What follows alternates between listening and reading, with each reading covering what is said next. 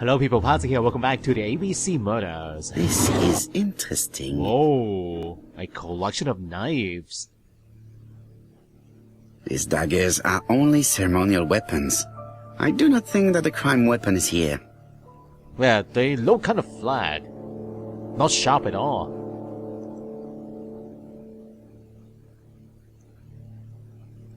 What's this? Ernest Logan, MD, Brighton Cancer Institute, 201 Dusk Road, Brighton, Sussex. To Sir Carmichael Clark, MD, Comside Churstone, Devon. Brighton, 1935, January the 5th. As a man of science, I owe it to you to be completely frank. Lady Clark, your wife is suffering from a generalized terminal cancer. I confess I didn't suspect anything like that during the first exams. But with the test results I have received today, there is unfortunately no place for doubt. I estimate that Lady Clark's life expectancy is no more than 1 year. Hospitalization would not help in her case, so I advise you to keep her at home and provide her with as much morphine as required to ease her last moments. Yours sincerely, Ernest Logan. Terminal cancer. Here's Miss Gray. Oh, guess we have to stop. Sorry to keep you waiting. Lady Clark's condition requires regular care. I believe you want to ask me a few questions.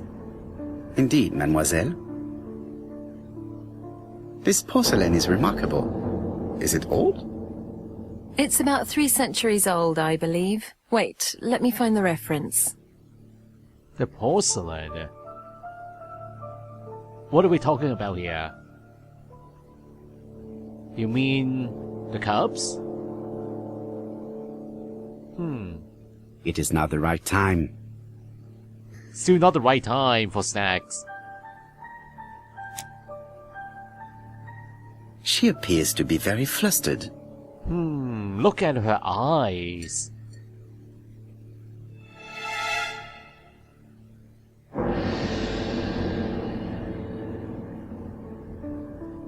Bright eyes? I thought it's her mascara. It's running down. Partially removed lipstick. Oh. Oh. Did something happen between you and... Ooh. Just a minute, please, Mr. Poirot. Did something happen between you and your boss? That's what I want to know. Maybe some kind of physical contact. She's unable to hide her emotion, and her makeup has been disturbed. I think that this young woman has just been kissed. Yes, physical contact. Here? Teapot with black dragon, Gangshi period, end of the 17th century. It is a rare piece with unusual colours. You have a good knowledge of art history. Acquired while working with Sir Carmichael. I used to help him manage his collection and choose his new acquisitions. Asked if he gave her gifts. Asked if she was embarrassed to be at the service of an elderly man. Asked what her relationship was with her employer. What are the gifts? And sometimes, he used to give you a piece as a gift. Is that right? Gift? What do you mean? That brooch. It's gone. The dragon brooch. Yeah, mention her brooch. I am referring to your brooch. This old brooch? Mademoiselle, you know perfectly well. I am talking about the magnificent brooch you were wearing earlier. Yes, you're right. Sir Carmichael did give it to me. He valued my work. How could I refuse? He would have been offended. Accuse her of opportunism. Ask why she does not wear it. Ask if the gift annoyed Lady Clark. I think we know why she is not wearing it right now. That's pretty obvious. Let's talk about Lady Clark. You took it off because of Lady Clark, am I right? Indeed. Lady Clark does not like this duel. Why Oh. upset someone who is so gravely ill? Okay, I'm sorry, but I thought something else happened. I was thinking about something else. Anyway, ask if Lady Clark is jealous. Indicate that the dragon is frightening for Lady Clark. Is she jealous? I see. Maybe Lady Clark is a little jealous. Mr. Poirot, do not be mistaken. There was nothing going on between Sir Carmichael Clark and myself. It's just... how should I say? Well, Lady Clark is very suspicious. Insanely suspicious. Wearing this old brooch in front of her would have caused her unnecessary suffering. Don't you think? I am not blaming you, mademoiselle. Have you seen any strangers hanging around in the past few days? No. Nobody has been near Comside. Why are you so sure? Why are you so sure? Ask where she was at the time of the crime. Why are you so sure? Ask where she was at the time of the crime. Ask for her version of the facts. Well, sincere. Let's talk about the facts. Tell me what happened last night. After dinner? Well, I did some sewing and then I went to bed. I was woken by the telephone at 11. I heard Franklin Clark speaking with the gardener. They left with some lanterns and they found the body. Ask what she thinks about Franklin. Ask the reasons for her aversion to Franklin. Ask if she is in relationship with Franklin. Yeah, let's get straight to the point. Am I right thinking that something is going on between you and Franklin? How dare you ask me such a question? Well, accused of kissing Franklin. Excuse yourself. Ask for confirmation that she kissed Franklin. Confirmation? That's quite genuinely. Let's do that. Mademoiselle, it is difficult to hide things from me. He kissed you earlier, did he not? My goodness, with Sir Carmichael's death, I was feeling so awful, so worried. I was unable to resist. I am not judging you, mademoiselle.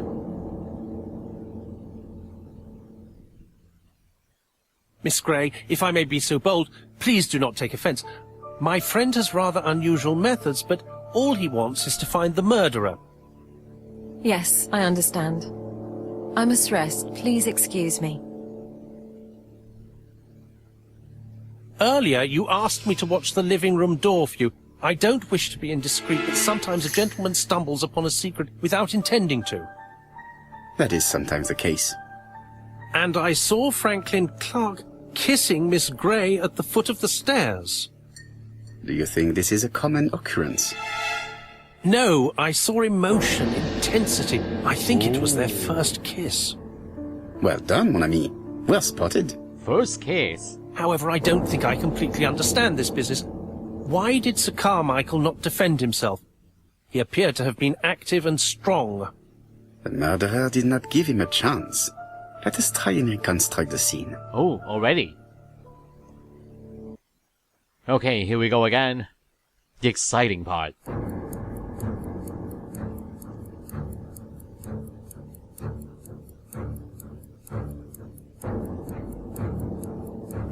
Reconstruction.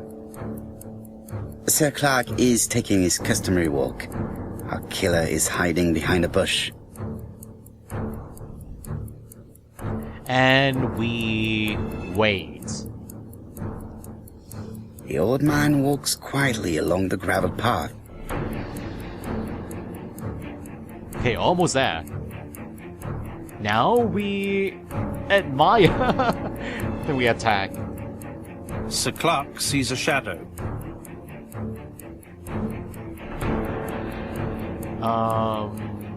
No, Sir Clark was attacked by surprise. He could not see his assailant. Let us think again, mon cher. I guess we haven't gone far enough yet. Maybe a little Sir bit Clark more. is taking his customary walk. Our killer is hiding behind a bush. Okay, so we wait. The old man walks quietly along the gravel path.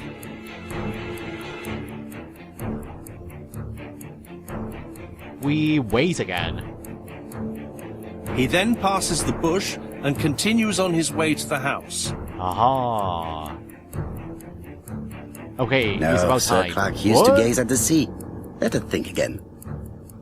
You mean I have to choose admire? Admire his looks? Sir Clark is taking his customary walk. Our killer is hiding behind a bush. Wait. The old man walks quietly along the gravel path. This is a bit strange. So we admire him now. Then he turns towards the sea to gaze at it. Oh! Carmichael admiring the sea, not the attacker admiring him. Okay, now we attack from the right. The killer leaves his hiding place on the right-hand side. He approaches silently over the grass. Whoa. Cutthroat. Then he throws himself on his prey and cuts the poor man's throat. He then lays down the ABC before leaving. Everything appears to match the crime scene, Monsieur Hastings. That is exactly what happened. You know, I love this reconstruction sequences, even though I did messed up a bit this time. Whoa, is this the killer? Yes. Look at the blood.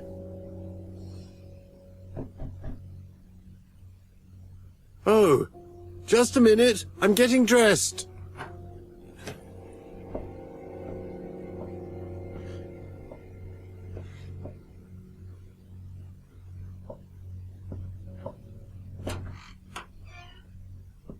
Mr. Kirst, have you recently returned from Churston? Yes. Indeed I have. Have you seen the papers? And to think that you might have rubbed shoulders with the killer. Imagine that. Mr. Kirst, are you all right? You don't seem well. My apologies. My throat is burning and my head feels heavy. It's ever since the war, you know. Whoa. Since my injury, my head has never been the same. Is that the murder weapon? The knife he used to slash Carmichael's throat. And also I saw the railway guide, the ABC guide. But anyway, we now know his name, the killer's name.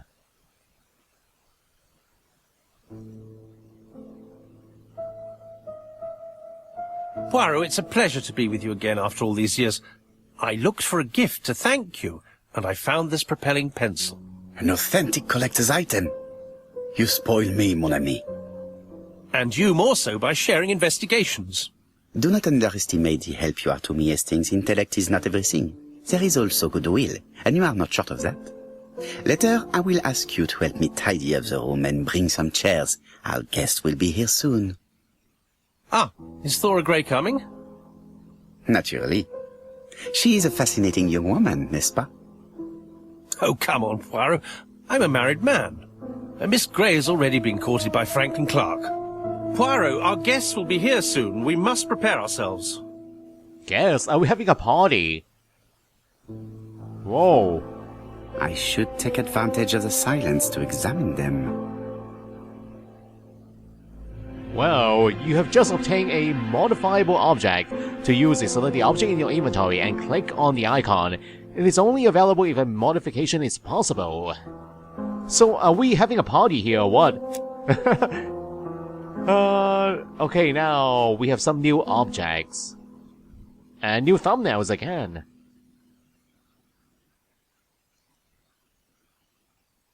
So, a magnificent pen offered by Hastings.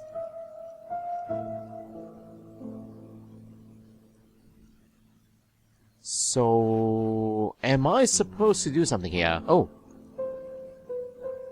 Ah, a tiny spring.